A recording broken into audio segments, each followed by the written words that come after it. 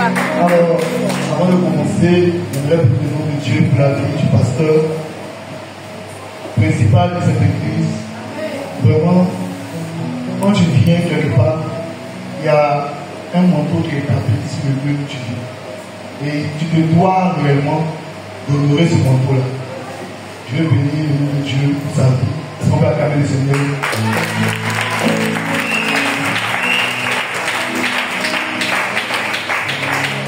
Alors, le thème de la jeunesse aujourd'hui, c'est que personne ne néglige ta jeunesse.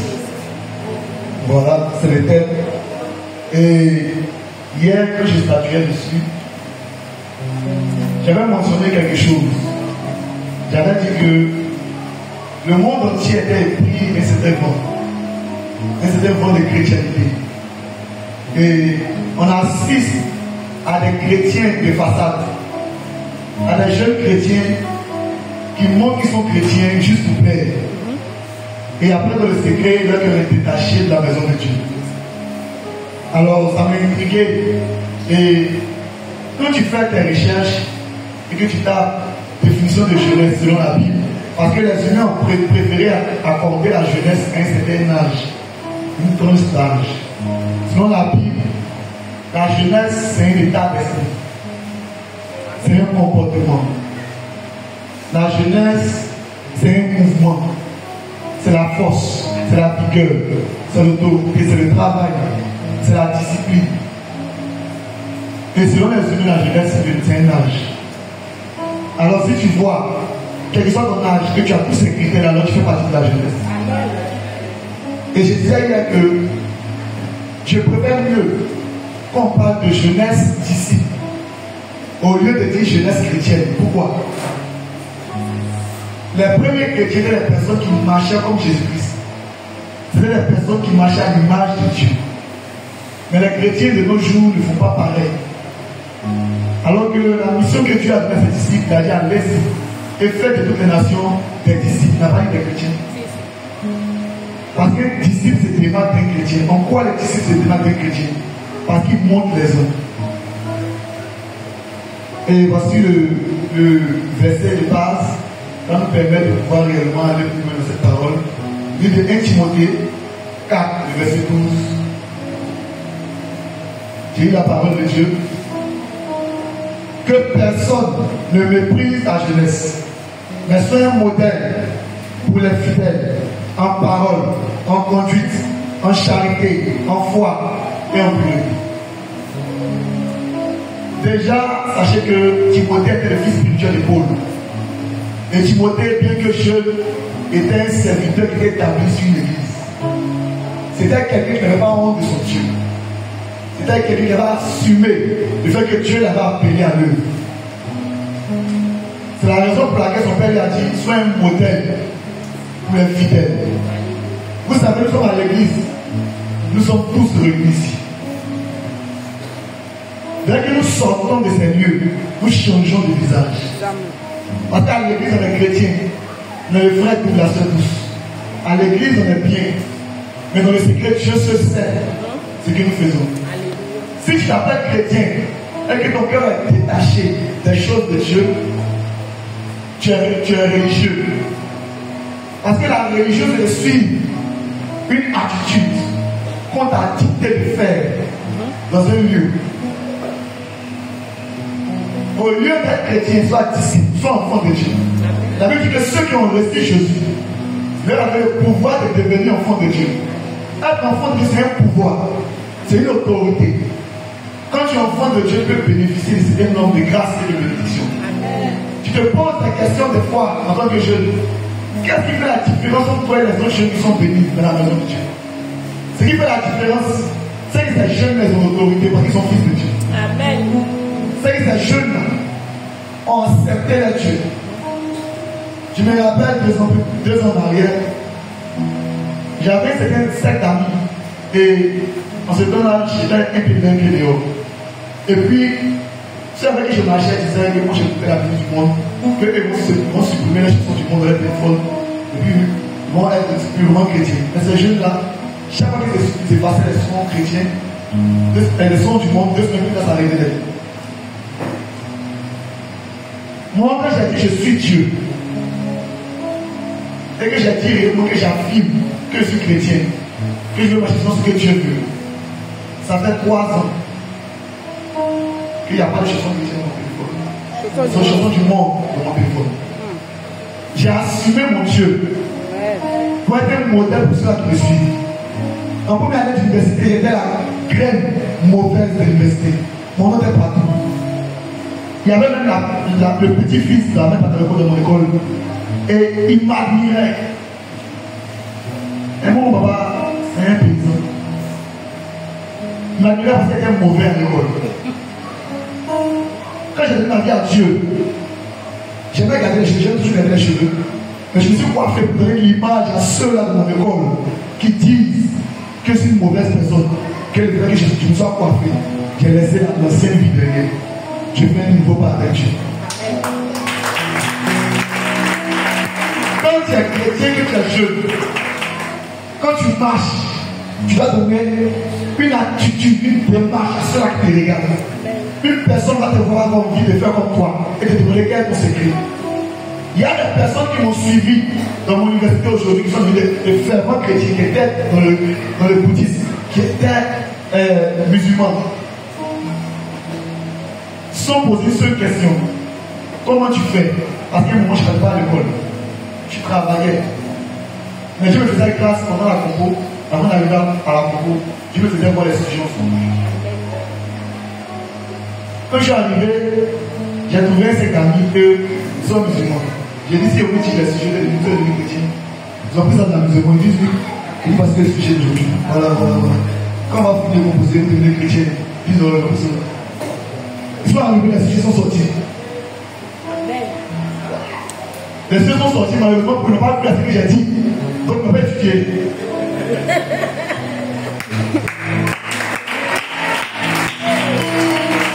C'est depuis ce que je t'avais dit que l'image que Dieu veut que j'ai, pour que ceux-là qui sont de mon âge, dans mon entourage me suivent, je prendrai cette image. Amen. Je le disais tantôt, parmi les disciples de Dieu, il y avait un disciple que Jésus-Christ aimait. On l'appelait Jean. Mais pourquoi est-ce que Jésus-Christ aimait Jean? Pierre était plus robuste que Jean. Dans la Bible, quand on parle des disciples, on pense à Pierre, on pense à Paul, qui d'ailleurs a propagé l'évangile partout. Jean est intervenu 1 ou 2 fois pour faire des miracles. Mais les autres miracles ont été faits par plusieurs autres apôtres. Mais Jésus-Christ aimait Jean parce que Jean était le plus jeune de ses disciples. Il avait sacrifié quelque chose de fort. Amen. C'est pas là parce qu'il a activité. Il va le sacrifice. Le sacrifice devient plus poignant quand tu donnes les plus beaux jours de ta vie à Dieu.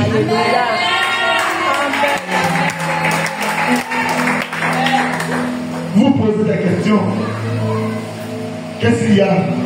Qu'est-ce qui fait la différence entre l'intelligence des jeunes chrétiens et l'intelligence des gens du monde? Les gens du monde sont obligés de faire des médicaments pour voler l'intelligence de leurs frères et sœurs.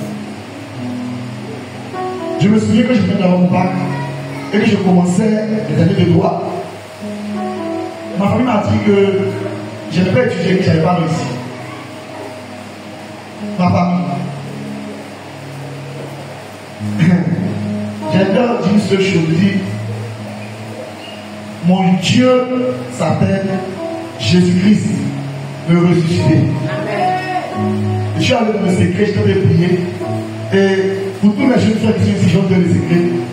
Dieu m'a dit, Daniel était jeune, mais il était une autorité à l'étranger. Joël était jeune, il était ministre en Égypte.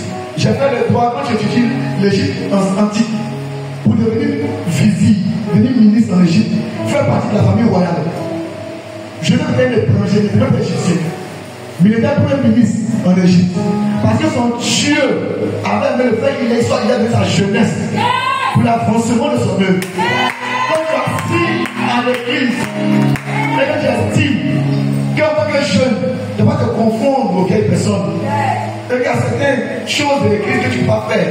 Parce que tu estimes que tu es trop petit. Écoute-moi. Joël était en prison. il n'a pas fait taire son don pour autant. C'est parce qu'il a Joseph est en prison, il n'a pas fait taire son don pour autant. C'est parce qu'il a continué son ministère en prison, qu'ils sont souvenus de lui autant de grâce. Quand ça va pas chez toi, tu te décourages avec l'estime que Dieu t'a abandonné. Il y a des moments où tu peux passer par des étapes pour enseigner quelque chose. Moïse devait grandir en Égypte, il devait grandir dans la famille de Pharaon pour pouvoir comprendre comment marchait le système spirituel. Si Moïse n'a pas eu d'apprentissage avec les magiciens de Pharaon, s'il n'a pas eu d'apprentissage avec leur rite, il ne va pas comprendre comment déstabiliser l'Égypte, il va faire sortir les lois d'Israël. Dieu ne choisit une personne, mais cette personne-là veut respecter les humains. Choisit une personne, mais cette personne veut respecter Dieu. Mais quand tu respectes Dieu, Dieu va se donner les humains. Mais c'est ce que j'ai dit. Ne regarde pas la personne qui dit que tu ne peux pas réaliser quelque chose. Ne pas être connu. Le monde a un moteur. Et le moteur de ce monde-là, c'est la jeunesse. Et si cette jeunesse est pourrie de l'intérieur, le véhicule n'avancera pas. Le véhicule ne peut pas avancer. Parce qu'il manque le moteur. Si ton cœur ne fonctionne plus, ton corps ne peut pas. C'est pas possible. Donc c'est quand on a besoin de quelqu'un qui ressuscite. On a besoin de quelqu'un qui ramène à la vie. Pourtant j'ai entendu, quand je suis né, je n'ai pas connu physiquement, mais j'ai entendu qu'il y avait quelqu'un qu'on appelait Jésus-Christ qui ramenait le mort à la vie. Quand j'étais petit, je rêvais un moment où j'allais voir un jour, quelqu'un ramenait les gens à la vie. Et ça m'est arrivé à 5 ans je suis mort. Et c'est un homme qui a prié pour moi pour ramener à la vie. J'avais 5 ans après, je suis mort. C'était 4 hommes de Dieu. C'était des prières. Les 300 de voitures sont dit. C'est le dernier qui est resté à l'immense. On ne laisse pas comme ça. Lavez-le, habillez-le. Il a commencé à prêcher le bien la vie. Et ma jeunesse, je l'ai consacrée à mon Dieu. Parce que je sais pour Jésus. J'aime BPM. Si la jeunesse mondiale donne sa vie à Dieu, écoutez, c'est guerre, c'est vente d'homosexualité, tout ce qui était blasphème contre le nom de Dieu, contre le royaume de Dieu, va se tomber. Si on enlève d'être chrétien responsable, si on arrête réellement d'être chrétien responsable, si on prend notre vie chrétienne au sérieux, en tant que jeune, on va impacter le monde. Il vous se met la tête et non jamais la gueule. Toute la promesse qui est énoncée dans la Bible s'accroche à ceux-là de la jeunesse de Dieu. Mais si personne ne va mépriser ta jeunesse, toi non plus, tu ne vas mépriser ta jeunesse. Tu méprises ta jeunesse quand tu penses que tu es limité. Tu méprises ta jeunesse quand tu penses qu'en marchant comme les gens du monde, tu fais plaisir aux autres. Au contraire, tu te rétractes de la voix de Dieu. Dieu dit, vos pères ont entendu les prophètes, ils ne m'ont pas écouté et ils ont été frappés. Maintenant, où sont-ils? Vous, revenez à moi et moi, je reviendrai à vous.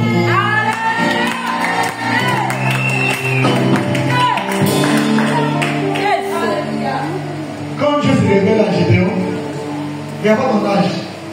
Gédéon était le plus petit de sa famille. Et sa famille était la plus pauvre de la tribu de Manassé. Mais qu'est-ce que Gédéon avait? Il avait la jeunesse. C'était sa jeunesse seulement qu'il avait. Et c'est ce qu'il veut sacrifier à l'Éternel pour pouvoir rentrer dans sa destinée. Quand l'ange de Dieu l'a apparu, il a dit vaillant héros. Pas parce que Gédéon était riche, mais parce que sa jeunesse constituait une force adéquate pour libérer Israël. Et c'est ce qui était poigné chez Gédéon. Écoutez, ce que le grand Gédéon dit. L'Éternel se tourna vers lui et dit, va avec cette force que tu as et délivre Israël de la main de Madian.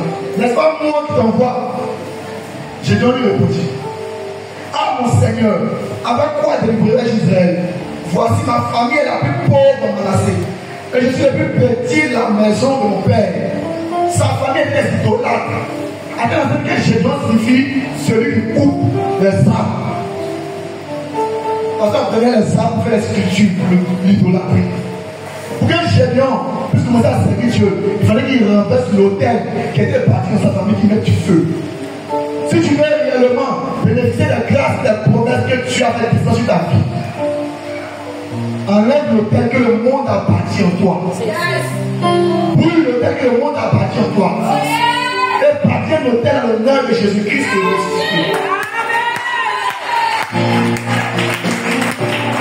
C'est ça le plus important. Ce n'est pas les cieux des gens. Le rôle des cieux, il est personnel. C'est vrai, tu es assis, tu es jeune, tu as des rêves, tu as des projets. Pour ceux qui ne peuvent pas aller, oui, c'est la même chose. On dit à celui qui en a, on lui en donnera encore. Mais celui qui n'en a pas, on lui arrachera même ce qu'il a.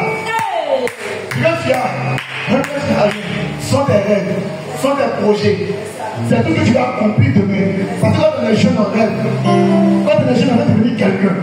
Et c'est quelqu'un que tu vas devenir là. Le peuple s'est réalisé comme Jésus-Christ. Parce que le monde va te demander plus cher que ta vie. Ton nom serait utilisé à des fins macabres. Ton Dieu ne veut seulement qu'une seule chose, que tu fais si jeune. Et que tu dis, Seigneur, moi, je suis né. Quand j'ai cessé de mettre ma foi en l'homme et à ma famille, Jésus m'a donné un livre qui va lire le livre de Daniel. Je ne maîtrise que le livre de Daniel en ce temps. Je tombe dans un songe. Et je vois un homme me dire, les enfants de Dieu n'ont pas une seule intelligence. Vous disposez d'une intelligence supérieure. Vous avez une intelligence physique en vous, mais au-dessus de votre esprit, vous avez une intelligence. Vous n'avez pas pu encore prévoir de moins d'intelligence des cieux. Je vous assure, depuis que j'ai commencé l'école à l'université, après, j'ai entendu le pas être compliqué. Mais je trouve que le collège est plus compliqué que le droit. Parce que les gens commençaient à me surnommer celui qui ne vient pas à l'école mais qui valide. Mais pourquoi? Parce que Dieu donne un esprit supérieur. Là où tu poses des pieds, tu dois te dominer. Il dit, je te donnerai les nations pour héritage et les extrémités de la terre pour possession. Parce que tu es jeune et que tu as fait ta jeunesse pour mon œuvre. Parce que tu t'es mis à l'œuvre et je viens d'ici pour moi. Moi, je te bénirai. Je vais te dire une chose. Jean n'était pas exceptionnel que Pierre. Il n'était pas exceptionnel que Jésus. Il était juste Dieu. Parmi tous les disciples, lui n'est pas mort en maladie. Il est mort de vieillesse. Parce qu'il était jeune. Il avait payé le prix de sa jeunesse. Le prix de la mort qu'il devait avoir, il a payé dans sa jeunesse. Les autres ont déjà Dieu, sont en maladie. Jean est resté vieux. Et c'est à lui que Dieu a révélé l'Apocalypse à la fin du monde. Amen. Il y a deux personnes à qui Dieu a révélé à la fin du monde. Quand il dit bien la vie. Et c'est la jeune. Il y avait Jean et il y avait Daniel. Quand Daniel a commencé à avoir des visions, ça révélait les choses de la fin du monde. Jean aussi a commencé à voir les trucs plus détaillés que la vision de Daniel. Parce que Jean était proche de Jésus-Christ. Parce qu'il était jeune, non seulement, mais il était proche de Jésus-Christ. Daniel était dans l'Ancien Testament. Mais on se temps, le Saint-Esprit venait et parlait. C'est pas la question de malade. Écoutez, soyez un exemple pour votre entourage. Soyez un exemple pour les vieux qui vous regardent, les adultes qui vous regardent. Parce que la promesse que Dieu a faite, elle tient toujours. Il dit après tout ceci, mais après quoi? Quand il lit ce livre-là, le livre de Joël, il a prononcé des grâces, il vous donnerait du blé, du mou, des grâces, des bénédictions, vous serez élevés. Il a prononcé toutes ces bénédictions. Après toutes ces bénédictions-là, je répondrai mon esprit si vous cherchez. Ce qui signifie que si tu as le Saint-Esprit, normalement, techniquement, tu vas pouvoir recevoir les grâces de Dieu c'était plus haut. Mais si tu n'as pas reçu les grâces de Dieu c'est plus haut, alors il y a quelqu'un qui fait le travail.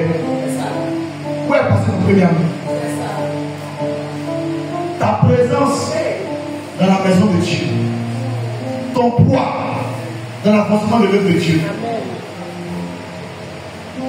Si tu ne peux pas le faire, tu vas susciter une pierre pour le faire. Tu vas susciter une pierre pour le faire. Assumez votre jeunesse. Une jeunesse disciple. voulez dire que vous êtes chrétien, soyez chrétien, mais dans les profondeurs, pas dans la religion seulement. Parce que la religion, levez-vous, asseyez-vous, couchez-vous, courez, tu fais faire tout ça. Et tu rentres à la maison, tu n'as aucune vie de prière. Tu rentres à la maison, tu rejoins les gens du monde, tu rejoins les maquis, tu rejoins tout ce que tu veux. Tu commences à regarder des films bizarres, tu fais des faux trucs. Tu es religieux, mais pas enfant de Dieu. Quand tu es enfant de Dieu, il y a trois choses qui s'écrivent dans ta vie: chemin, vérité, vie. Ton chemin est gardé par Dieu. David dit, il enverra ses anges me porter avec mes pieds, ne être pied. Parce que c'est un chemin. Lui, il représente le chemin. Donc ton chemin est gardé. La vérité t'éclaire toujours. Là où tu n'as pas le savoir, quand tu vas quelque part, tu ne sais pas ce qui arrivera là-bas. Même il y a des personnes qui devaient mourir un jour. Et puis c'est des fusées sur la bâtie. Dieu t'éclaire avec la vérité. Parce que la vraie lumière, quand il s'agit avec les gens, c'est pas la lumière du soleil. On va la lumière de la vérité. La vérité est une lumière qui éclaire même une personne de ténèbres. Parce que tes pensées sont en toi. Mais si elles sont ainsi, personne ne méprise la jeunesse. La jeunesse, elle ne doit pas être méprisée. La jeunesse, elle ne doit pas être méprisée. Donnez-vous de la valeur, jeune. Donnez-vous de la valeur. Ayez de la valeur, c'est très important.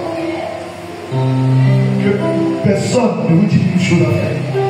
Il y a des jeunes chrétiens, des jeunes hommes, c'est vrai de Dieu, qui sont mis à coucher avec des filles, qui disent qu'ils vont les délivrer par sexe.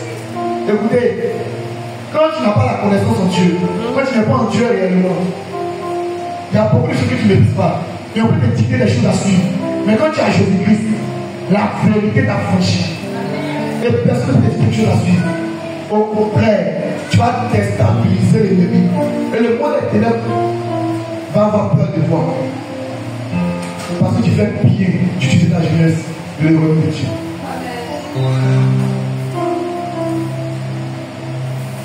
Je veux parler de la part de Dieu aujourd'hui. J'ai envie de parler de la part de Dieu à un cœur qui m'écoute. Parce que la jeunesse n'est pas que l'âge. La jeunesse c'est un comportement. La jeunesse c'est une dimension spirituelle. Je veux parler à un jeune, à quelqu'un qui est bouché de la jeunesse. Écoutez, vous avez cette force en vous de défier les choses de la nature. Vous avez cette vigueur en vous. Mettez-la dans le bon sens, dans l'œuvre de Dieu, et vous donnerez en retour. Parce que oui, c'est bien un homme pour mentir, le fils d'un homme c'est le mentir. Il dit de même, la pluie, la neige ne tombe pas, avant de faire compter la terre et de donner du pain à celui qui en mange. Cette même façon amène les repas à moi, avant d'avoir accompli ce que ma bouche a déclaré. Écoutez, Dieu est fidèle, c'est nous qui sommes fidèles. Dieu ne comprend pas, c'est nous qui m'entendons. Soyons fidèles à Dieu et il sera fidèle à nous. Que Dieu bénisse.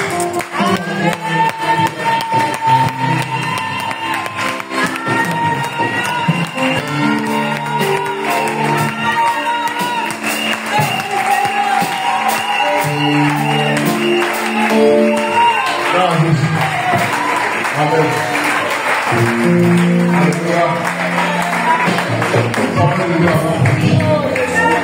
Il y a le Seigneur et je pense que c'est une bonne graine et nous allons prier avec cette graine-là.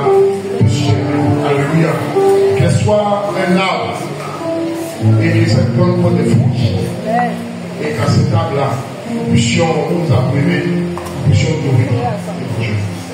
Nous allons élever la voix pour lui. Nous allons le confier au Seigneur. Nous allons demander la grâce de Dieu.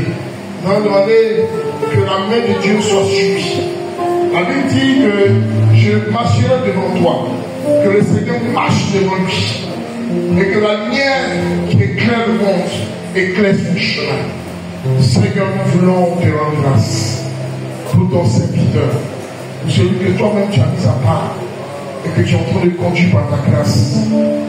Voulons, Seigneur, te le recommander à la grâce de ton esprit, qu'il soit conduit par ton esprit, qu'il soit équipé par toi, et que les nations, éternel de Dieu, soient impactées à son ministère. Au nom de Jésus, je prie, Seigneur, que tout obstacle sur son chemin soit levé, anéanti. Au nom de Jésus. Amen. Que tout ce qui pourrait, Seigneur, menacer sa jeunesse soit brisé au nom de Jésus. Je prie, éternel Dieu, qu'il croisse, éternel Dieu, en sagesse, en intelligence, Seigneur, et avec l'onction du Saint-Esprit. Qu'il soit béni, Seigneur, sur son chemin. Qu'il soit un instrument et qu'il impacte, Seigneur, ce monde. Ce monde, éternel Dieu, qui va à sa tête. Qu'il soit, Seigneur, cette lumière pour la plupart, le sel de ce monde. Seigneur, conduis-le selon ta volonté. Agis dans sa vie, Seigneur. Bénis-le davantage, éternel Dieu. Conduis-le selon ta volonté. Au nom de Jésus.